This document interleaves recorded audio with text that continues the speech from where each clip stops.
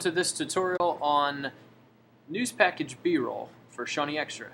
So I'm on the assignment page here, and you'll be clicking out to use this spreadsheet. So when you click the spreadsheet, a new tab should open up, and this is what you're going to see. So the first assignment we're going to give you is to go through and pre-visualize what you're going to shoot, and then try your best to shoot it when you get out in the field, but it's really an exercise to just kind of think what you can shoot for each of these. And I'm going to show you an example. I'm going to drag this down to the bottom corner of the screen, and you're going to see underneath Final Cut Pro.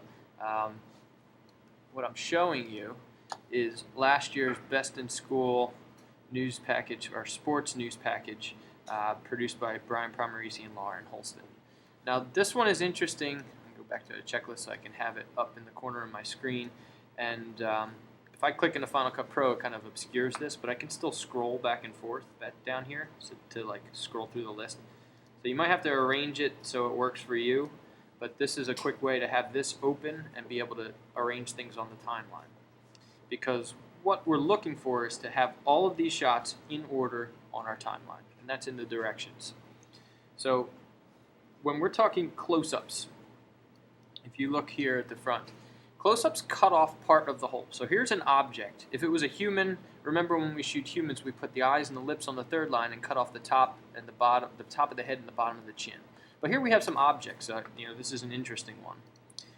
They have a bit of a challenge in their topic because the gym isn't lit all that well. So you're seeing some noise in their shots. They had to gain up their camera in order to get the right kind of footage. Here the basketball comes through the net, and it's warning me because I'm also recording video to do this tutorial. Here they have a close-up that cuts off part of the hole. So close-ups are part of the whole to show extreme detail. So I chose these two to show you guys in terms of B-roll. And notice I separated them over two different layers. You can or cannot do, if you want to do that, that'd be nice. It kind of separates things, makes it easier to kind of, when we switch between the shot types.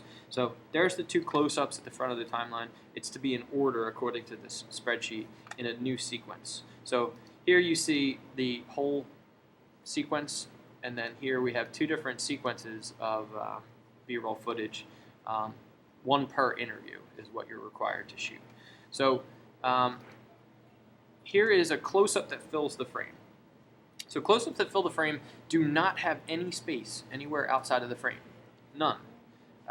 Here we're seeing it's not quite a close-up that fills the frame.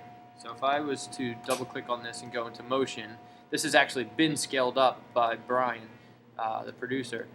This is more of a close-up that fills the frame, so there's no space on the edges. So you can do that with your camera's lens. You might have to get closer to objects in order to do that.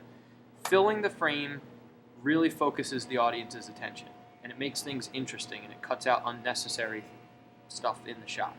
I have an example on our wiki page. If you go here and we go into this examples area, there's going to be some more examples because as soon as I finish the tutorial, there's going to be some more stuff here. But this is directly from a photography book. Too much open space. I'll click into this. Too much open space leaves you all these weird edges. Here's filling the frame. So if you look at this shot, this is a much more appealing shot. It gets rid of the kind of like sloppiness of what's going on in that frame. So all this extra stuff, too much open space, this is what we mean by filling the frame. So if you shoot all fill the frame for a news package and cut that into a montage of just all different stuff that fills the frame, it's going to be an interesting news package. It's going to be a well done news package. So that's filling the frame. Just back down so we can kind of see what's going on. So close-up filling the frame, we have two of those. Here's isolating with depth of field. Remember, with isolate in your depth of field, you want to zoom in and open up. So something's in focus, something's out of focus. This here, they had a problem with their shallow depth of field. We have kind of nothing in focus here. This is kind of soft. This is definitely soft. Here, this is sharp. The background is soft. Here, again, nothing is quite in focus. This is kind of soft, and this is definitely soft. So you want to zoom in, open up, and set your focus on the thing along the z-axis that's interesting. Maybe even do a rack focused. Okay, moving on, we have establishing shots, wide. Notice there's only 2 of these. I think a lot of times beginners want to capture everything that's going on and tend to stick towards wide shots. So I'm going to show you that they shot a bunch of wide shots thinking they were other types of shots, and I've included them here to kind of show you what is a wide shot. So this is a wide shot showing where we are. So we're at practice. Here, this is still a wide shot, in my opinion. There's a lot going on in this frame. There's no clear focus as to what's going on. So even though it's like a medium shot here and medium bust shots in the foreground, it's an interesting wide shot in my opinion. You have a lot of things along the z-axis, a lot of action going on, and I think our focus here would be Coach Kessler in the background coaching. That's what they were intending. Here's another wide shot. Even though it's a medium shot, I still consider this wide because if you look, it's telling where we are. We're on a basketball court, and in terms of scale, the percentage of people in the frame is maybe 20% of the frame. 80% of the frame is wide. So where are we in showing that? And then here, again, this gets more into like kind of the close-up, but really the thing in the foreground was close-up. So we have Shawnee basketball, somebody moving out through the frame. This is kind of an interesting moment, starting with Shawnee basketball and then a little jump shot in the background. Still a wide shot. I think that, in terms of what's going on in the frame, it's still pretty wide. So establishing the setting, you only need a couple of those. I think close-up more than wide shot. Okay, point of view. Here we have somebody, so this is the producer, Brian, and Lauren was filming it. He took a jump shot. So they kind of tilted up while they were shooting that jump shot. A point of view shot is just something interesting, like putting the camera inside of a helmet might be interesting, or putting the camera down at ball level if it's a sports news package, or it gets harder with other news packages, to think of how can I make the audience as the point of view, put them in the shoes of the person that is involved with the topic. So you might have to get creative with this one. So one point of view, that's a creative shot. Slow zooms and slow pans. So here, again, thinking more close than wide. Cutting things off is important. It really focuses the audience's attention. I think sometimes we think, get a wide shot and start to zoom in until we can't anymore. Think in terms of a close-up more often than not. Here's the slow pans. So here, kind of following the player. And here, we kind of have, I missed that one. Here we kind of pan with the action. That's a really quick one. Okay, and here's some slow tilts. So here we're tilting up this trophy. Notice how shaky the footage is. Use the tripod. So most of his stuff was shot shoulder mount. I would say use the tripod as best you can because shaky footage looks less professional than rock solid footage. Moving on. Scroll down back here, and we have after the slow tilts, we have 2 worm's eyes. So down at court level, shoes, again, close-ups. They're cutting off part of the hole. Here's another.